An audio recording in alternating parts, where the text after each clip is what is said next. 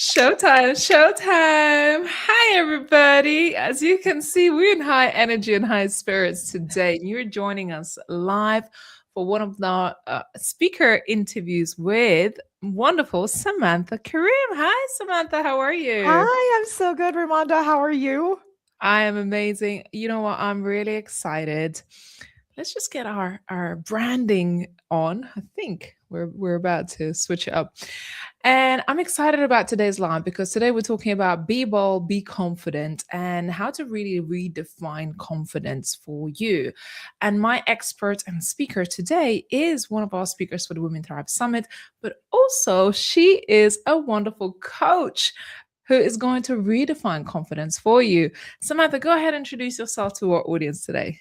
Hello, everybody. Thank you for chiming in. My name is Samantha Karim, and I'm the Bold Bitch Coach. And I coach high achieving perfectionist women who feel insecure, that doubt, that lack of clarity in their life. And I help them get back on track with what they actually want by asking them bold, forward, candid questions. So they really question the perspective that they've been taught their entire life. Yeah, I love that. And I know the work that you're doing is so important for women in different stages of their lives. Is there a particular stage where you work with women or support them where is more impactful, do you think? I think right now, the majority of my clients are going through transitions. A lot of them are going through, I want to start this business. I want to let go of that phase of my life. And I now want to enter into a phase where I really radically take care of myself. Or they want to start something that just it's very quiet in their world. I just want to do this for me. No one needs to know, but in their head, it's a next phase of their life. And so that's where I'm finding a lot of my work with people who are retired, who are about to Mm. retire, people who are caregivers who want to stop becoming the primary caregiver and move on to the next phase of their life so they can actually take care of themselves. Yeah. Tell me about a little bit about your story. So what's your background, how you got into this? Yeah. So I got into coaching, I think by accident. I always had an affinity for self development work, and I've been doing it for about, oh my gosh, 19 years now, which is wild. And I didn't know that I wanted to share it with other people. I just knew that I personally needed it. So as I started my journey in 2007, I realized how impactful the work was for me to deep dive into my own brain, to learn about my life, to be more intimate with who I am as a person. And the way I actually started going into coaching was through my belly dance career. So I've been belly dancing Mm. as a teacher and a student and a performer for 20 years. And I realized that it started to shapeshift into a lot of coaching and movement about 10 years into my career. And from that point, I realized, wow, I have a lot of knowledge and expertise because of all of the challenges and the hurdles in my life and how I overcame them. I can teach other people that. So I not only taught them through the lens of belly dance, but I realized also people were asking me for advice. How would you handle this? Or they would come up to me and ask me, oh, I'm in this particular situation with this person, but I don't know how to particularly phrase it to form a boundary because I'm such a people pleaser. And so that's when it started to cascade into who I am today. Mm. And wow, that's powerful. I can't believe you did that. 20 years. Like, can we learn some moves? You absolutely can. Maybe we'll do some at the conference. That's the secret step. Okay. Literally. I got a mirror right here, so we can practice the whole body move. Yes, I love it so much. 20 years, what got you into that? I mean, that's kind of a Oh unique my thing to gosh. do.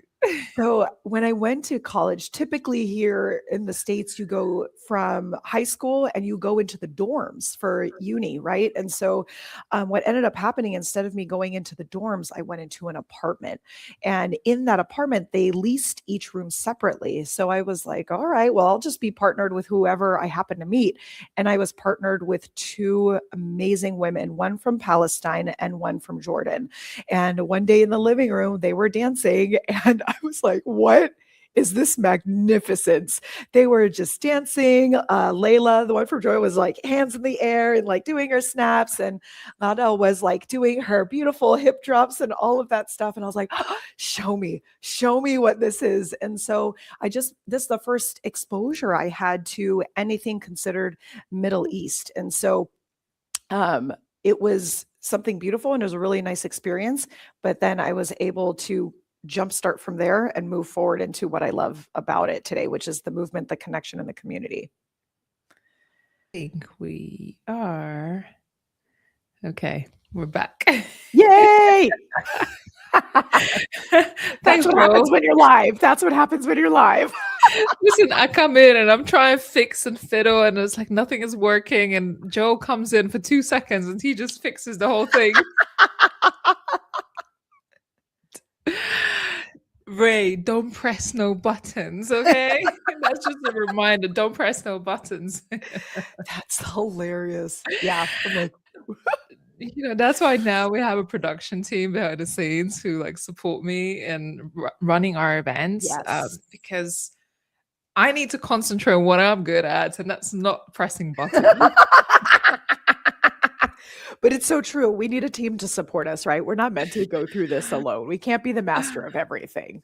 Yeah, I was like, I was gonna roll with it. We didn't have our official background, but I was like, okay, listen, as long as we lie, we're good. Yeah. But this is really interesting. So there is a conversation going on right now, and I want to tap into this, what's happening right now a little bit.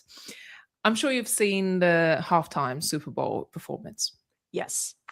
And a lot of people talking about the dancing and how perhaps was disempowering to women. And as you're talking about dancing and belly dancing, what's your take? Do you feel like it's empowering for women to own their, I don't know, their movements and embrace, let's say, belly dancing or any other form of dancing?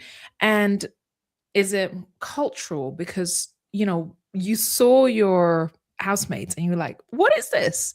You've never seen it before. So you really got introduced through another culture. Kind of let's talk a little bit about that, because there's a lot of discussion going on online right now about the cultural dancing and what it means and significance of it and things like that. Yeah. So first and foremost, a woman gets to choose what she wants to do with her body. Who are we to sit back and judge what someone else should do with their body regarding movement and choices and all of that? Step aside, people. Let a woman have some agency over her body, right? And we don't need your permission to do what we want with our body, first and foremost. And then getting to the empowerment part and the cultural part, I'm going to talk about the cultural part first, is definitely cultural, just like hip hop is, right? In the United States, we call it belly dancing, but it's a very actually westernized term in that culture, in that region, the Manat, Middle Eastern, North African, Hellenic, Turkish region. It's more followed along the lines of Ras Shar'i, which is like dance of the East. And even that doesn't really fully encompass the areas it comes from, but it was based on the people first. And then it expanded through technology and people witnessing what this was and the impact that it had. So it started at a community-based level in people's homes first.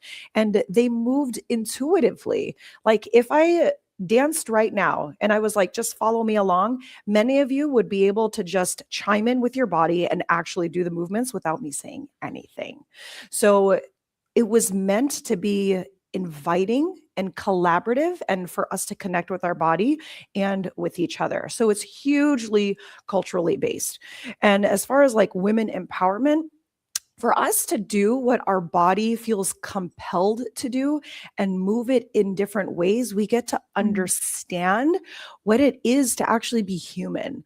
Like there's not one form of movement that fits everybody. There's not one form of exercise that fits everybody. There's not many cases, there's not one form of anything that fits everybody. So when a woman gets to choose how she wants to move her hips, and I'm wearing this today. I'm like, yeah. Do I have some midsection that I love? Yeah. I mean, I've gained even over 20 pounds in the past year, right? But I'm still here loving my body because I've embraced how I look when I move, how I move, how I feel when I move, and I'm not here to back down. And I want to invite other women to feel that kind of connection to themselves, that they can accept themselves for who they are and who they are not, because that is what really empowers us to be at peace with ourselves. So we feel like we can have access to moving the way we want without people's judgments interfering and being so disruptive, because it's always going to be there. That noise is always going to be there. So it's now unfortunately, and fortunately, we take on all the responsibility to how we want to start responding, because they're always going to say stuff, right? They're always going to say stuff about what should we do, how should we handle our movement. But the minute we give back agency to ourselves and choice, that movement is very freeing. We hold a lot of emotion in our hips. So being able to rotate and vibrate our movement is so imperative to our health, in my opinion. So yeah, move the way you want. And like Latin culture, hips, right? Salsa, merengue, bachata, like all of those movements, you have to move the hips. That is one of the core things. This is how we feel, full body, not stiff, right? Full body, organically. We have a joint, it's meant to bend. Ooh, girl, I feel like we're gonna break dance. Look, okay, so at the summit, before every session, we have an intro song, like your theme song to come on to like a virtual stage. What's your song gonna be? My song is actually Diamonds by Rihanna, because I love that song.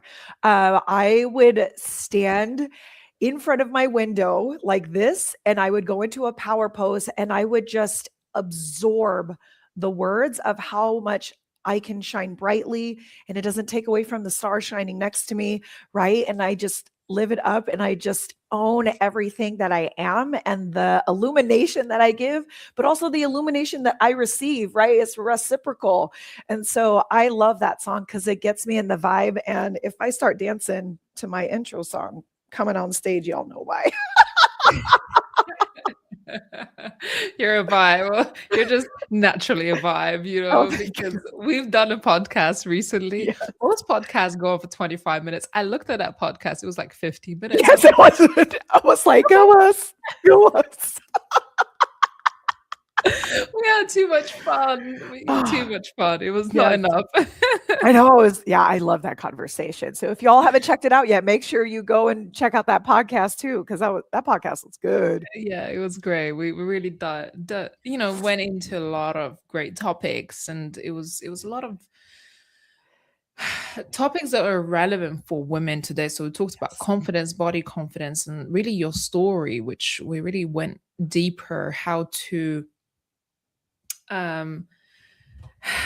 define your own path and not let others define it. So you talked about some of the cultural aspects, and also your family dynamics, which played a part in your choices.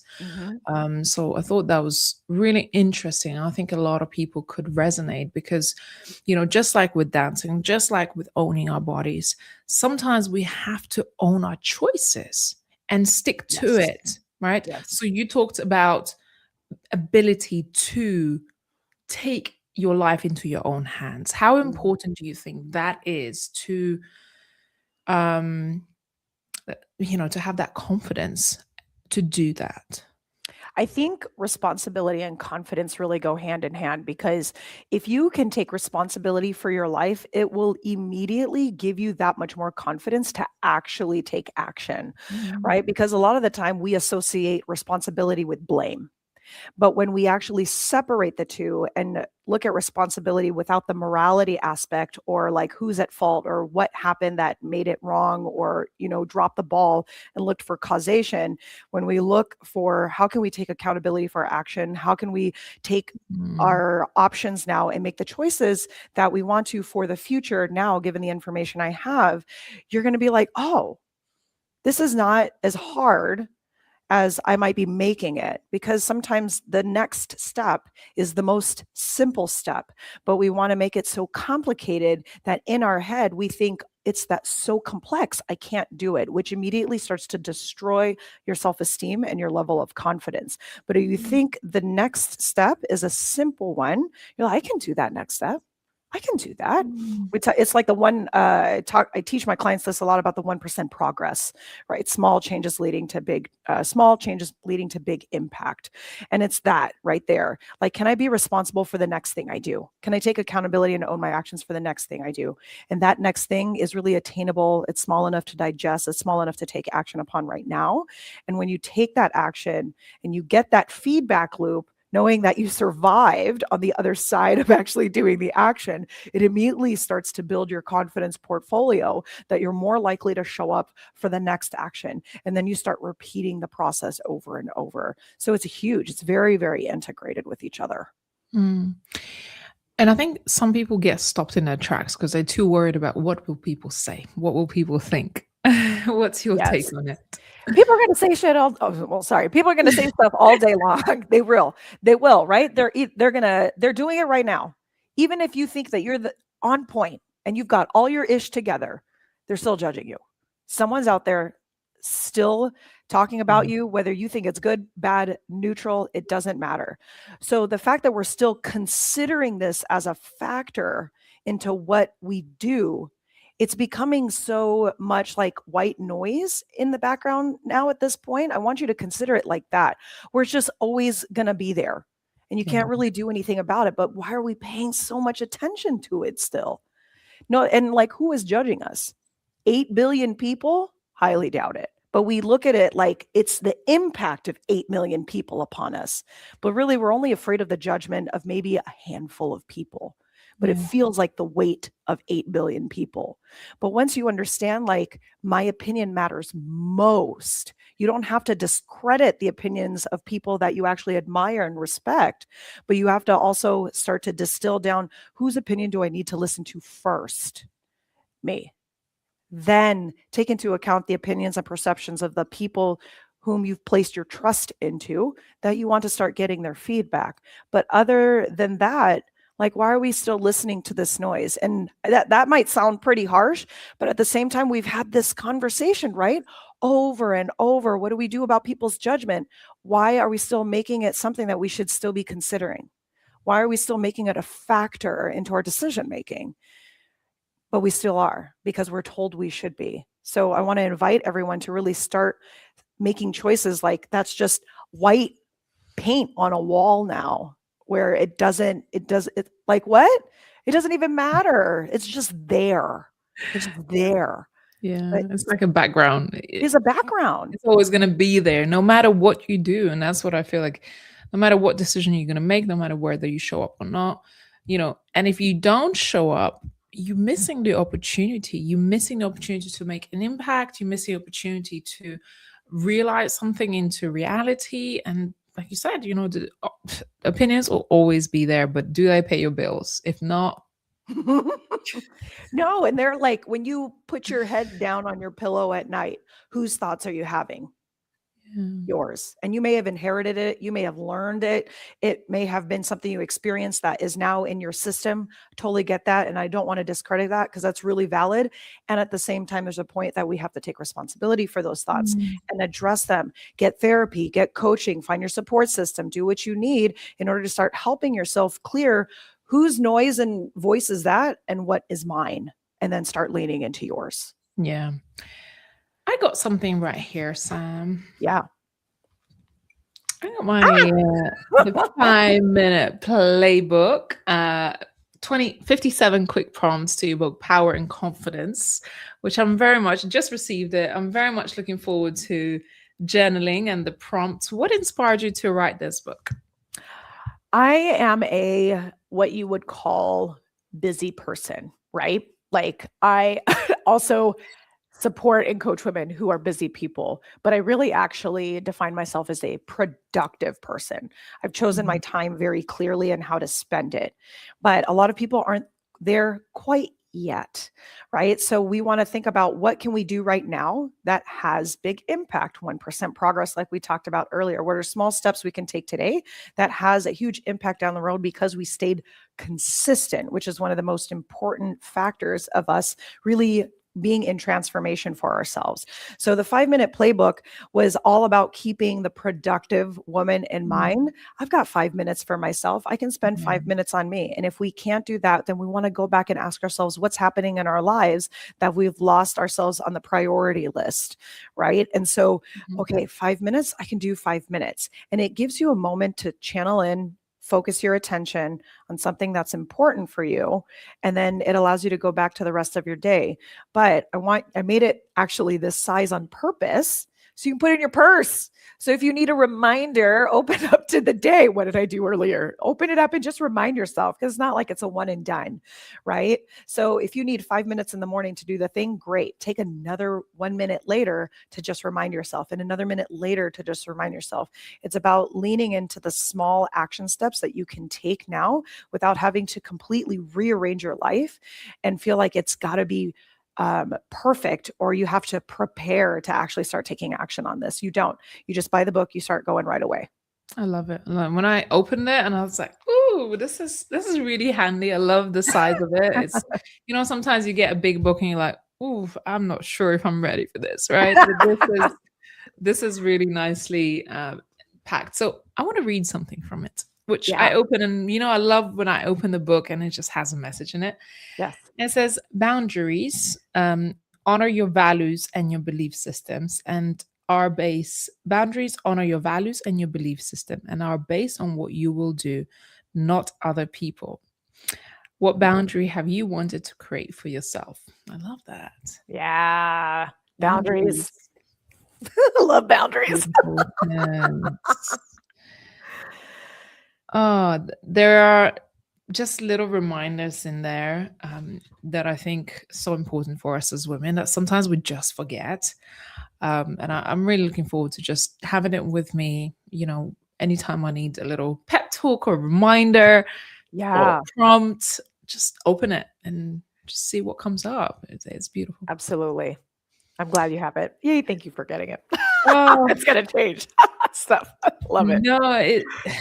no, when I found out you had a book, I was like, I need to find out what it is. And I was ready to open and read your story. I was like, oh, okay.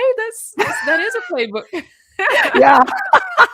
Yeah, this first book, because I plan on authoring more, but this first book, I wanted to make it about the reader, right? There's enough like direction and instruction in the beginning for whoever is like consuming the book, but it's really about you diving into yourself. So each chapter is actually, it's in succession and it builds upon itself. So we talk about letting go, creation, and then heavy movement, because those are the three pillars in how I teach, because transformation happens in action. So some of the prompts are actually based on you actually taking action, even still within the 5 minutes, because we want to get out of overthinking, which is another reason I built it in 5 minutes. Yeah. If it's taking you longer than that, then you're thinking too much. We want to answer intuitively, first thing, get it done, and then it's done.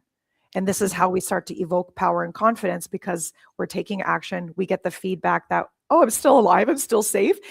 And even if the outcome didn't come out the way that you may have ideally expected, right?